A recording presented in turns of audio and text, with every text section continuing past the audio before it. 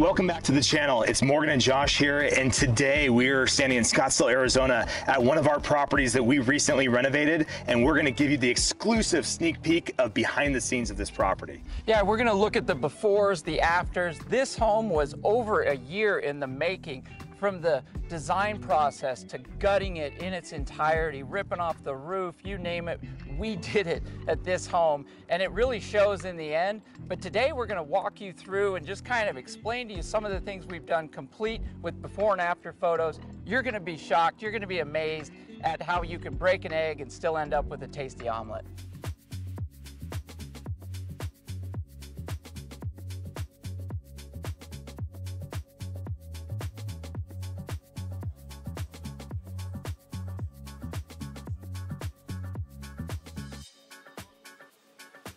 You're gonna see a lot of before and after shots and everything else. One of the things that you're gonna notice is on the roof of the house, it used to hang way down low and it had this kind of 80s look. It's not a bad look, don't get us wrong, but the more modern, it's a more raised up roof. So we completely cut it all back, all the soffits and eaves, took them back. And then here, tell us about, Josh, what we did with this entry. Yeah, so this was a huge landing. And what we did is we actually bumped the door out so that we could... We came out 4 feet because it was like, it was a very strange kind of entry to the home, so much so that they had built a wall to separate it. It just didn't work. Yeah, there was literally a wall when you walked inside the house that would divert you in one direction or the other. So what we did is we got rid of that wall, which you'll see here in a second, and we bumped this out. So we created like a little foyer area before you actually step foot inside the house. Let's go inside. All right, so here we are. You come right into the family room, which is actually pretty normal in a lot of homes that are built in 2023.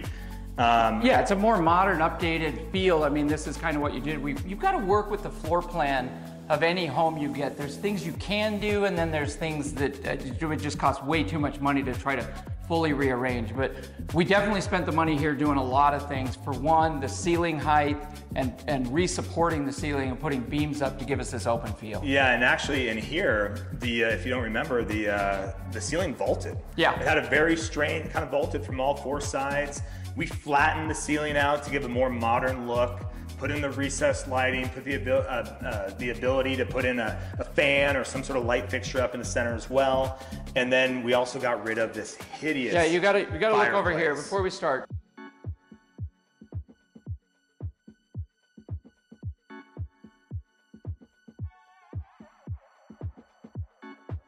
We went back and forth on this a little bit, but it used to have this massive wood-burning fireplace, which you can't even do in Scottsdale anymore. Wood-burning fireplace or moratorium. But on either side were these short 6'8" French doors, but it completely blocked off all views, all access to the backyard. And you might say, well, why would you ever take a fireplace out of a home? 100%. But remember, we're in Arizona. It doesn't get cold here. And a wood-burning fireplace is almost useless. You're gonna light it on Christmas and Thanksgiving. Maybe. Maybe. I mean, we get it, I get it. I love a good fire too, but in Arizona, you just don't have as many opportunities as you do in other states. And you know what? If this room had a fireplace maybe on one of the other walls in here, we'd probably keep it. It probably would make sense. But on this wall, where it was blocking the light from the backyard into the family room, and also it's blocking your view, it had to go. Yeah, and not only that, Josh and I love to put in these big multi-slide doors, because here in Scottsdale, we're all about our inside, outside living. You gotta remember the weather is perfect 6 months out of the year, and multi-slides are incredibly popular. And this was the perfect spot for it, and so the fireplace, I'm sorry, but it had to go. It had to go, and the nice thing too is, as soon as you walk in through the front door, you get this wow moment, like boom, right here, backyard, and we also, maybe we'll get into that later. We'll go outside and we'll do a whole rendition of the backyard. Yeah, so look at this right here. You're gonna notice in photos and stuff that we're gonna pop up that this used to come down, just over 7.5 feet. So this whole wall we had to raise up in order to open this and re-support this. There used to be a wall dividing the kitchen. The floor plan changes that went into this house were massive, and we'll probably maybe even put up the plan so you can see we added a bathroom, but here we had to completely re-support the roof in order to get this open concept where you have kitchen, great room, dining room. Yeah, and from here, this is where you actually would access the office. But we didn't like the fact that you were accessing the office from the dining room. Made no sense whatsoever. So obviously, we walled this in and then reconfigured the doorway over onto right next to the front door basically, which is the exact spot where anyone would put an office these days. Yeah, so let's talk a little more about the kitchen, because as you know, kitchens are basically the most important room for any renovation project. The kitchen is what's going to be the main thing that sells the house.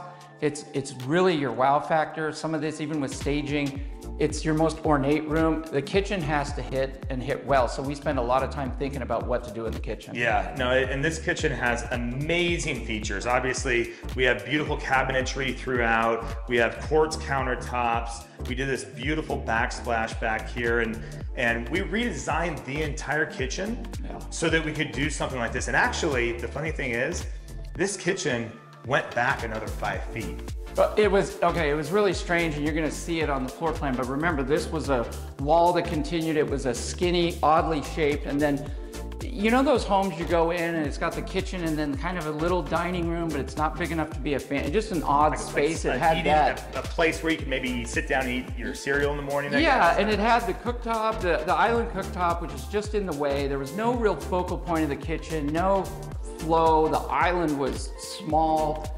There were a lot of problems we had to fix. And now, and what we really wanted, as we talked about in another video, is a nice central focal point where you can see the range, the cook area, and it's just gorgeous to look at all year round. Yeah, and the nice thing is by moving this wall forward, making the kitchen a little smaller, which the kitchen is still massive, we actually gained an entire bathroom and walk-in closet on the bedroom right behind this area. Yeah, and it, you know, like, it's funny to even call it, because it wasn't even the kitchen, it was just some odd room off the kitchen. The kitchen has actually gotten bigger from the original floor plan. Yeah, it's just that weird space got repurposed, and so this whole wall was built, and what Josh said is it got built, put in place to give a backdrop, and then gas lines ran down it, the hood ran up, and everything else to like create it. So that's what let's talk about that pantry a little bit. Yeah. So this house did not have a pantry when we bought it. No pantry whatsoever. And we believe that every luxury home needs to have a pantry. Well, check this out. Here it is, right here. Secret pantry. Again, going back to the kitchen, little design features like these fluted doors on all of the cabinets here. Soft close, hinge, of course, inlaid, but these are just really unique. This was also something we changed. We took out kind of a mid-sized center window and changed it into these 3 windows. The whole home had an all-new window and door package complete. Every window was changed, every door, every opening. I mean, when I tell you we went down to the studs, literally it was studs and a roof. Yeah, and not just exterior doors. All the interior doors are all brand new as well. I mean, we took everything out. So as we mentioned, it's a split floor plan. Let's come take a look at 2 of the bedrooms. So it used to just be 2 bedrooms and a bathroom, mudroom, laundry, but here's one of the bathrooms. So this was the main bathroom for this end of the house. We were able to add another bath. But in here you see nice big shower with a bench, multiple sinks. I mean, it's a nice big luxurious bathroom for a home like this. Yeah. And it's just for this bedroom. And then if you come and join me in these bedrooms, so this bedroom was actually smaller. This bedroom ended about here, and it had just a small little closet. The closet, I think, even bumped into the room, if I'm remembering correctly. Well, since we added another closet into the other bedroom, we were able to capture some of the space back, making the room a little bit bigger. And then you've got this nice closet. It's extra deep with built-in storage. Turned out really nice. Yeah. So real quick, and we'll get to the master at the other end of the house. So like Josh said, when we pushed that wall forward, it allowed us to have, and took that closet out. Now we have, this room has its own bathroom, plus its own walk-in closet. Check out the back.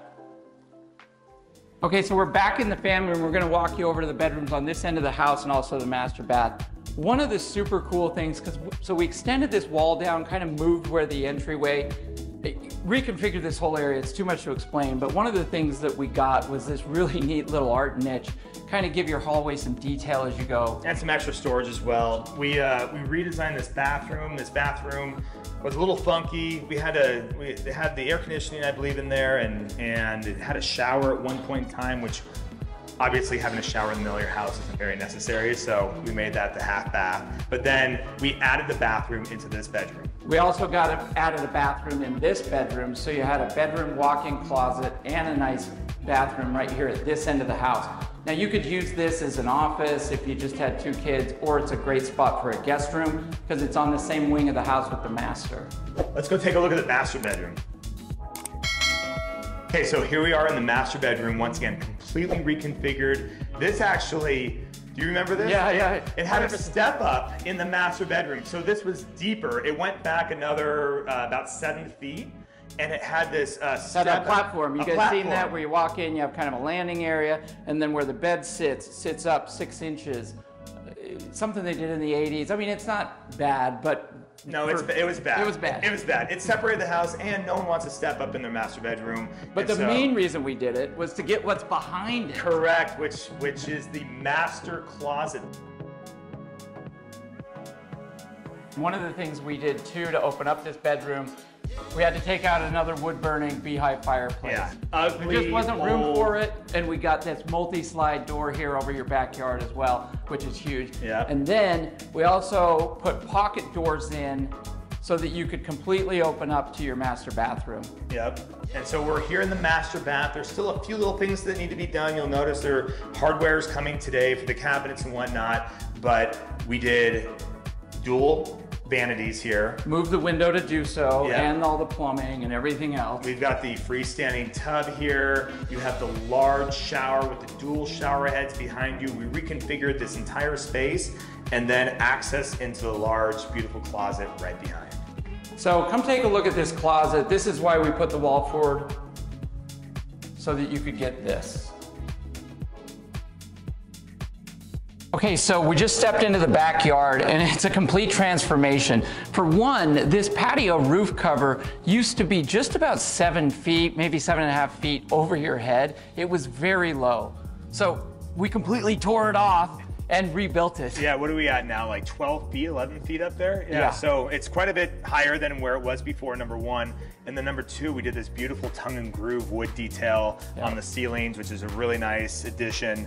We also did all this large format travertine throughout the entire property. Like Morgan said, we completely renovated and redid this home, as well as the pool. The pool we completely chipped out, replastered, retiled the pool, which is great. And like the landscaping, I mean, pretty much all the trees and the bushes. Yeah, and I would say too, you know, going back to even the patio, is it's like, sorry, there's a plane going over, but why would you take that such an expense to do that?